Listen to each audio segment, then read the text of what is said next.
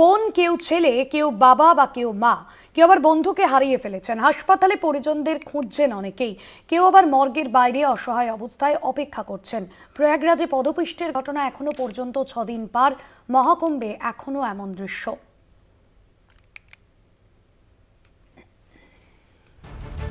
পুণ্যের খোঁজে মহাকুম্ভে পুণ্য স্নান, আর সেই স্নানের আগে অঘটন।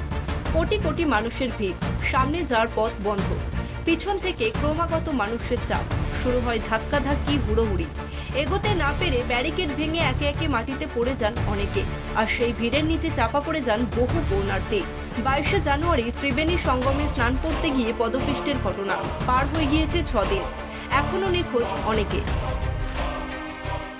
মহাকুম্ভে পদপিষ্টের ঘটনায় 6 দিন পার, এখনো খোঁজ নেই অনেকের। থানায় মর্গে প্রতিদিনই ছবি নিয়ে ছুটছেন পরিচিতেরা।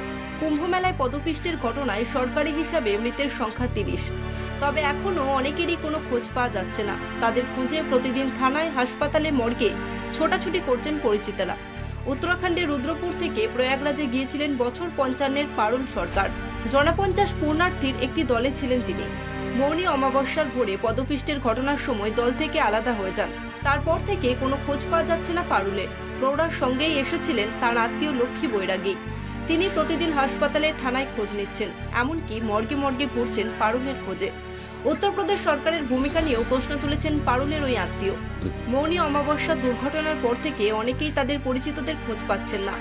জুনা আখড়ার 62 বছরের বৃদ্ধ সন্ন্যাসী রাজকুমার গিরিও খুঁজে চলেছেন পরিচিত এক সন্ন্যাসীকে। তিনিও পরিচিত সন্ন্যাসীর ছবি নিয়ে ঘুরছেন হাসপাতালে হাসপাতালে।